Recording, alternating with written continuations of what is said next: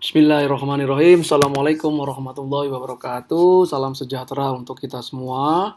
Kembali saya Catur Sasongko akan mempresentasikan materi perkuliahan yang ada di buku Dasar-Dasar Manajemen Investasi edisi 9 karangan Body and Kane yang diterbitkan oleh penerbit Salemba 4.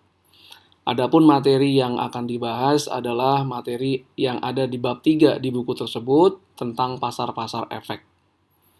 Dan jangan lupa setelah Anda mengikuti materi bab 3 ini, Anda juga bisa mengerjakan soal-soal yang ada di e-learning.penerbitsalemba.com. Jadi Anda akses e-learning.penerbitsalemba.com, kemudian Anda cari e-learning manajemen investasi.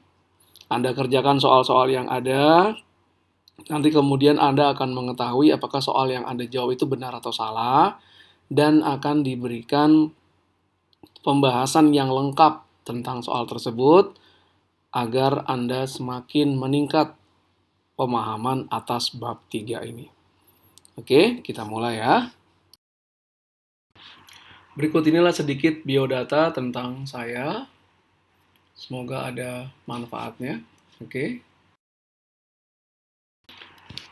Baik, sekarang kita masuk ke topik yang pertama. Bagaimana perusahaan menerbitkan efek atau security. Jadi penjualan efek melalui pasar primer atau primary market dan pasar sekunder atau secondary market. Pasar primer adalah pasar tempat perusahaan menerbitkan atau menjual efek baru. Faktor kuncinya di sini adalah penerbit efek, misalnya penerbit saham atau penerbit obligasi, akan mendapatkan hasil penjualan dari efek yang dijual. Jadi uangnya masuk ke perusahaan penerbit efek. Penjualan dilakukan melalui penawaran publik dengan mendaftar ke, kalau di Amerika Security Exchange Commission, kalau di Indonesia Otoritas Jasa Keuangan, dan kemudian sahamnya dijual ke publik melalui initial public offering atau penawaran saham perdana. Penawaran tertutup, dia tidak didaftarkan ke SEC, dijual hanya ke investor dalam jumlah yang sedikit dengan pembatasan untuk penjualan kembali. Setelah efek diterbitkan di pasar primer, maka beberapa saat kemudian efek akan dijual di pasar sekunder atau secondary market. Pemilik efek yang lama menjual ke pihak yang lain. Uang tidak masuk ke perusahaan penerbit efek. Jadi yang bertransaksi adalah antara investor dengan investor yang lain. Kalau di pasar primer yang bertransaksi adalah perusahaan penerbit efek dengan investor.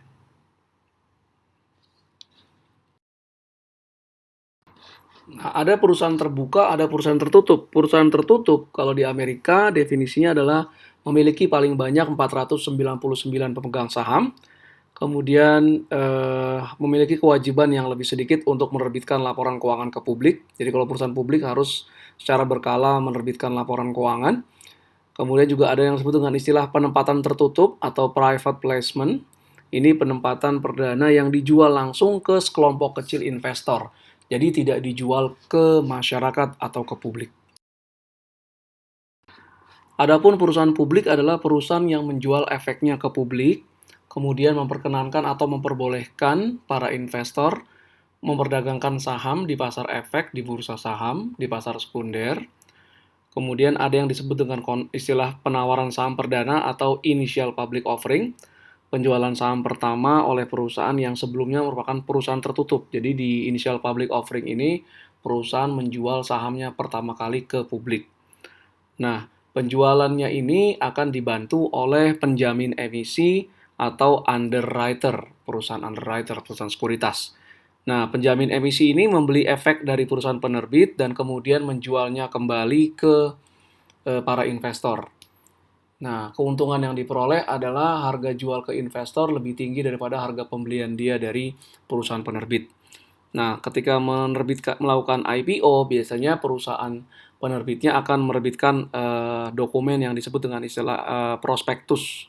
Jadi dokumen yang menjelaskan tentang perusahaan penerbit efek dan efek yang akan diterbitkan. Berikut ini adalah gambar yang memperlihatkan skema sindikasi penjaminan emisi. Jadi kadangkala penerbitan efek itu begitu besar nilainya sehingga tidak cukup hanya ditangani atau tidak mampu hanya ditangani oleh satu penerbit emisi atau underwriter. Nanti penerbit emisinya akan membentuk sindikasi penjamin emisi yang berisi dari lebih dari satu penjamin emisi dengan ada satu penjamin emisi utama. Nanti penjamin emisi utama ini investment banker akan dibantu oleh investment banker yang lain. Nah, sindikasi penjamin emisi inilah yang akan menjual efek ini ke investor. Di Amerika ada aturan yang disebut dengan istilah self-registration, aturan SEC 415. Efek didaftarkan terlebih dahulu dan kemudian dapat ditawarkan kapanpun dalam waktu 2 tahun. Pemberitahuan 24 jam, sebagian atau seluruh jumlah yang didaftarkan dapat ditawarkan, diperkenalkan pada tahun 1982. Penawaran saham perdana atau initial public offering, penerbit dan bankir investasi sebagai penjamin emisi, melakukan roadshow, mengunjungi pusat-pusat keuangan yang ada di seluruh dunia dalam upaya untuk menawarkan dan menuliskan pesanan atas efek yang akan diterbitkan. Jadi tujuannya mencatat pemesanan dan menentukan harga efek. Nah, terkadang ketika melakukan initial public offering, seringkali perusahaan menerbitkan efek dengan harga efeknya di bawah harga yang sebenarnya atau yang disebut dengan istilah underpricing. Jadi kadangkala underpricing disebutkan sebagai imbal hasil penjualan setelah penawaran saham perdana rata-rata 10% atau lebih. Jadi di sini adalah jadi ketika setelah IPO nanti dia akan dijual di pasar sekunder, harganya akan meningkat dari IPO.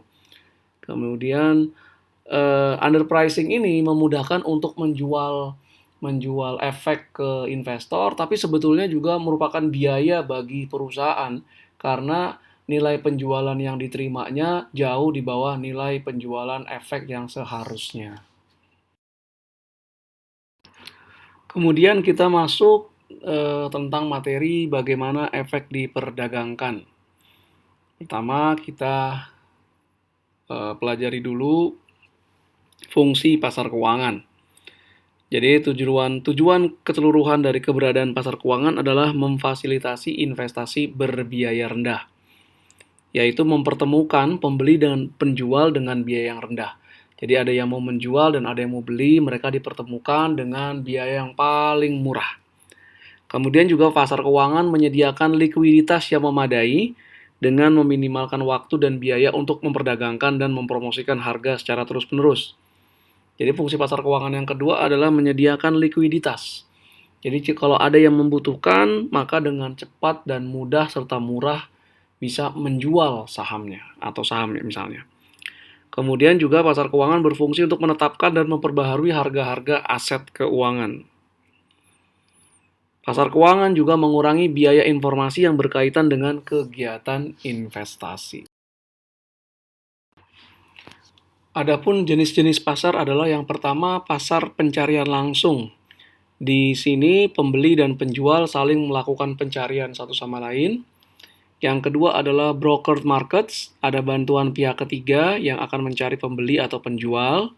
Kemudian ada dealer markets, pihak ketiga bertindak sebagai pembeli atau penjual perantara pasar lelang. Perantara pedagang efek dan dealer berdagang dalam satu lokasi, perdagangan lebih atau kurang berkelanjutan. Berikut ini dijelaskan jenis-jenis order. Yang pertama, market order dieksekusi dengan segera pada harga terbaik untuk order pembelian maupun order penjualan. Bid price adalah harga pembelian efek oleh dealer, sedangkan ask price adalah harga penjualan efek oleh dealer. Kemudian ada yang disebut dengan istilah price contingent order, order beli atau jual pada harga yang ditentukan atau yang lebih baik. Ada limit buy atau sell order, menentukan harga di mana investor ingin membeli atau menjual. Stop order tidak dieksekusi sampai harga mencapai titik tertentu.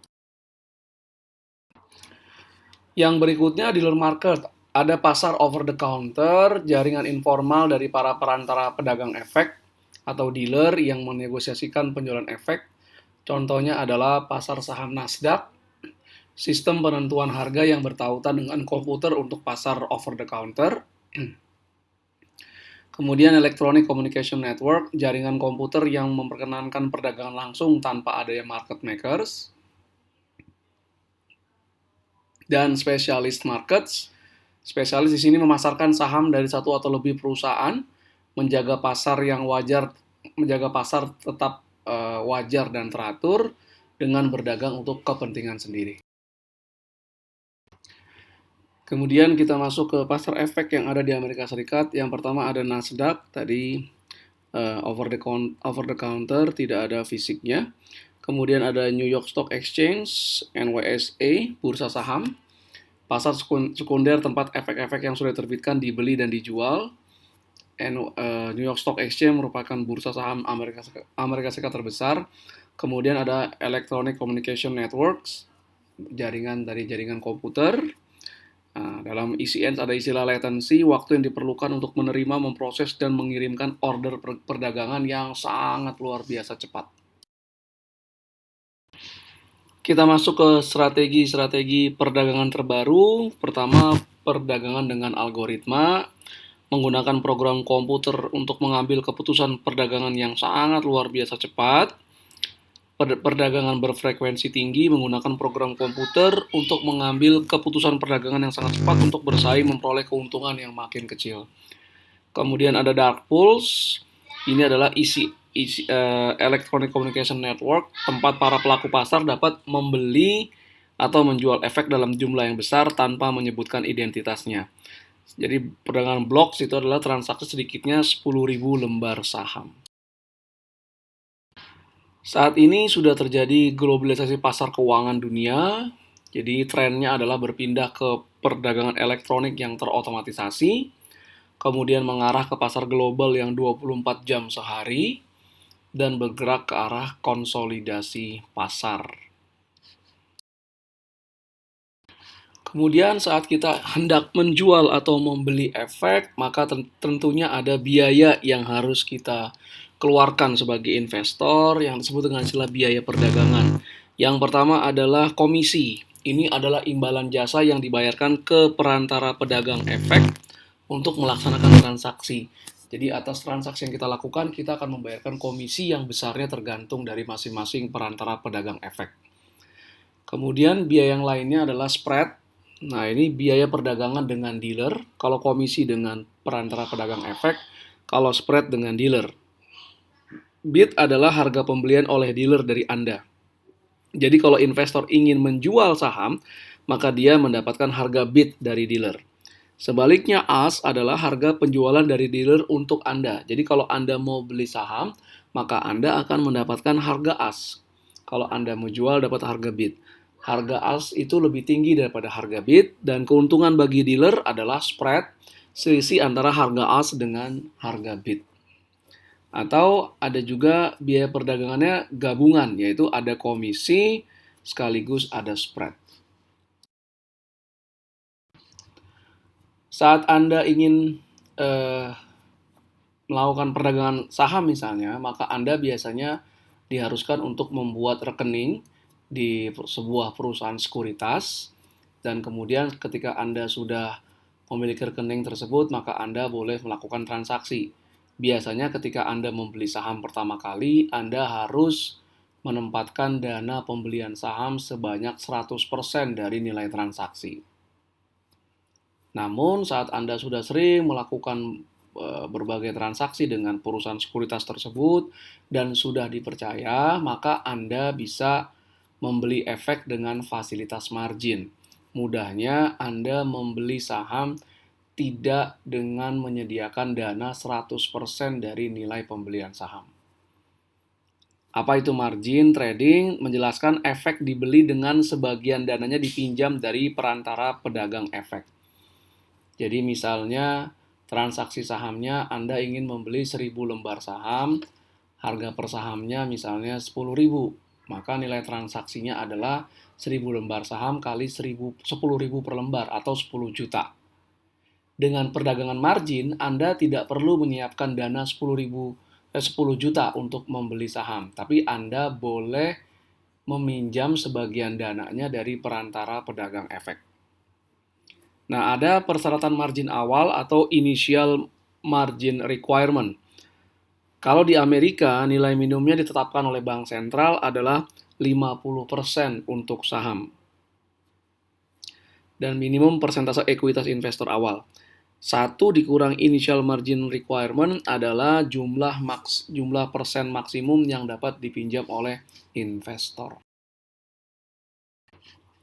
Ekuitas dalam perdagangan margin ini adalah nilai posisi atau nilai investasi saham misalnya dikurangi dengan pinjaman ke perantara pedagang efek plus tambahan kas. Kemudian ada istilah maintenance margin requirement, double MR. Jumlah ekuitas minimum sebelum tambahan dana harus ditempatkan di rekening margin. Nah, bursa saham di Amerika mengamanatkan minimum 25%. Ada namanya margin call, notifikasi dari perantara pedagang efek bahwa investor harus menempatkan tambahan dana atau posisinya ditutup. Margin call terjadi jika harga saham sudah di bawah harga tertentu. Nanti kita akan lihat contoh ilustrasi perdagangan margin ini. Jika ekuitas dibagi nilai pasar itu sama dengan maintenance margin requirement, maka terjadi margin call. Margin call terjadi pada saat nilai pasar sama dengan pinjaman dibagi 1 minus maintenance margin requirement. Berikut ini adalah ilustrasi perdagangan margin. Misalnya harga saham X Corp adalah $70 per lembar. Ketentuan margin awal atau initial margin requirement adalah 50%, kemudian maintenance marginnya adalah 40%. Jumlah saham yang dibeli adalah 1.000 lembar. Maka posisi awal saat pembelian ini dengan margin saham 70.000 itu nilai saham adalah 1.000 lembar saham yang dibeli dikali dengan 70 per lembar. Pinjamannya adalah nilai saham dikali dengan margin awal. Margin awalnya adalah 50%, nilai transaksi saham yang dibeli adalah 70.000. Maka pinjamannya adalah sebesar 35.000. Ekuitasnya adalah nilai saham di posisi awal dikurangi pinjaman 70.000 kurang 35.000 sama dengan 35.000. Maka posisi awalnya saham 70.000, pinjaman 35.000 dan ekuitas 35.000. Kemudian asumsikan harga saham X Corp turun menjadi 60 per lembar. Maka nilai pasar sahamnya menjadi $60 dikali 1.000 lembar adalah 60.000. Nilai ekuitasnya adalah nilai pasar saham dikurangi pinjaman. 60.000 kurang 35.000 sama dengan 25.000. Nah, margin aktualnya adalah nilai pasar saham dikurangi pinjaman atau sebesar ekuitas dibagi dengan nilai pasar saham.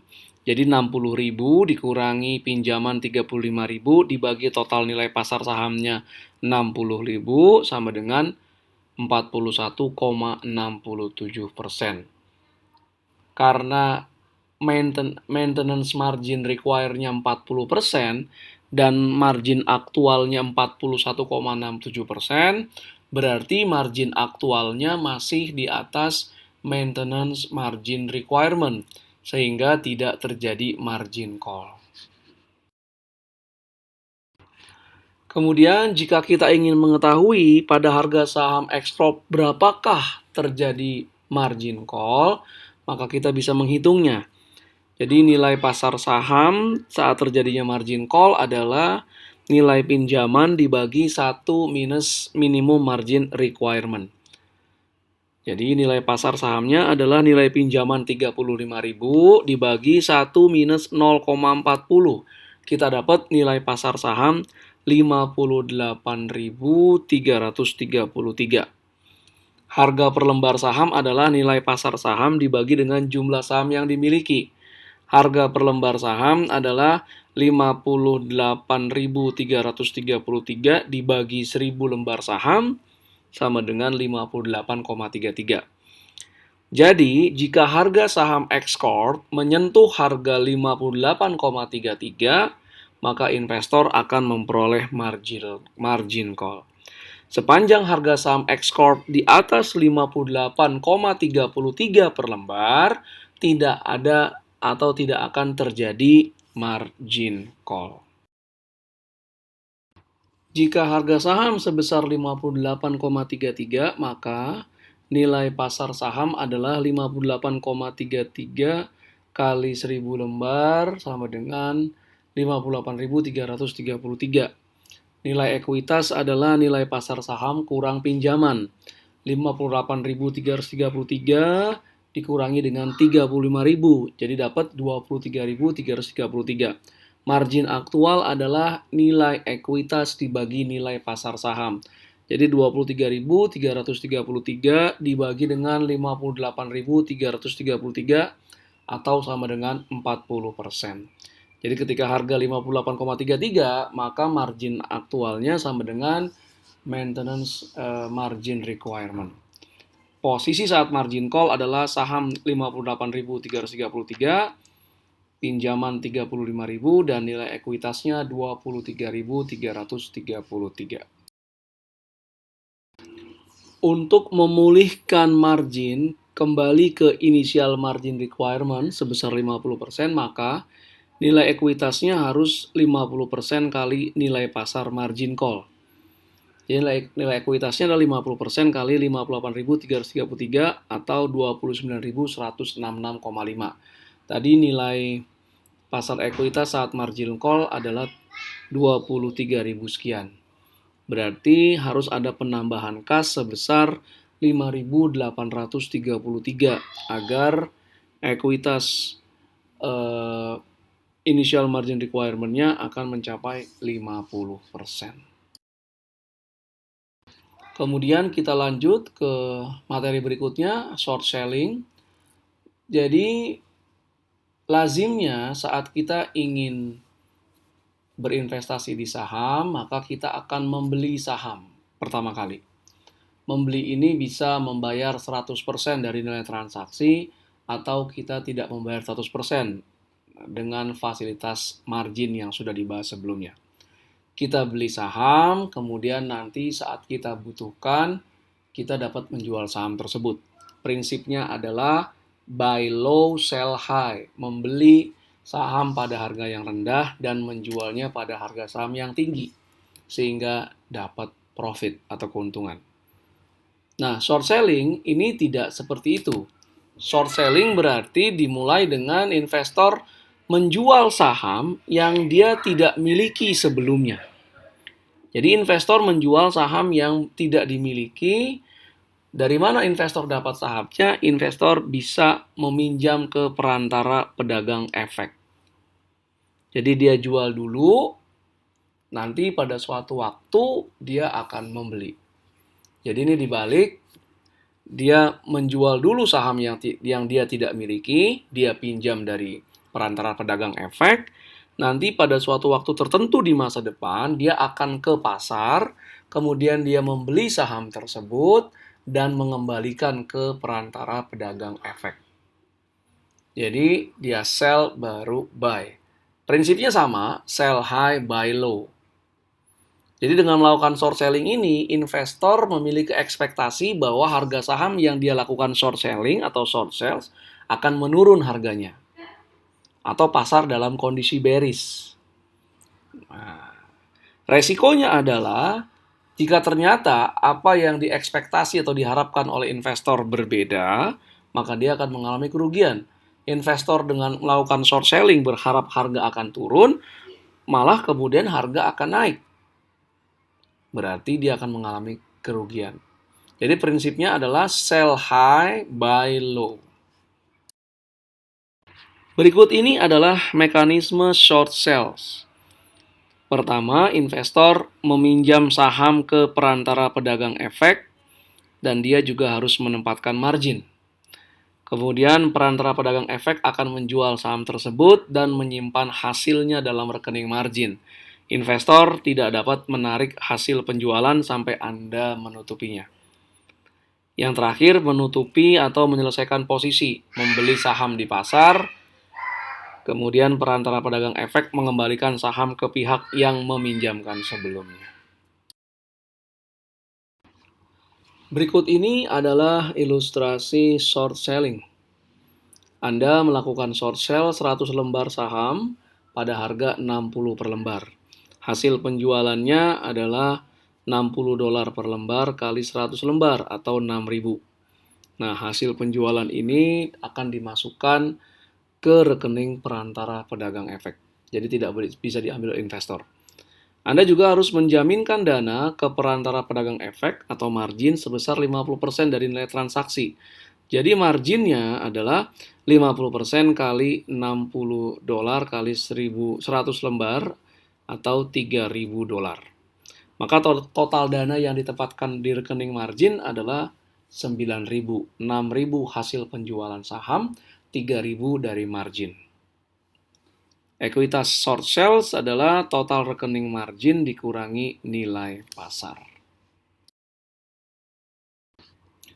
Asumsikan maintenance margin adalah 30%, pada harga saham berapakah Anda akan mendapatkan margin call?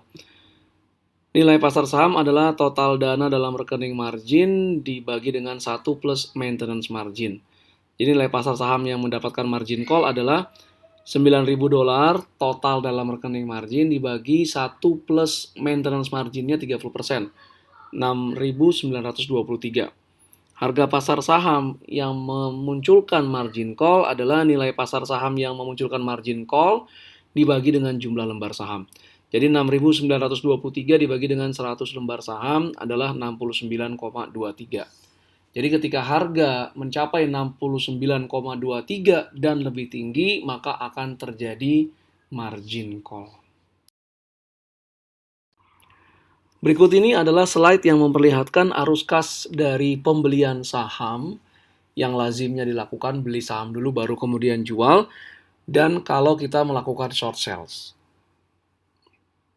Jika membeli saham, let's say waktu 0, tindakan membeli saham, arus kasnya adalah harga awal minus.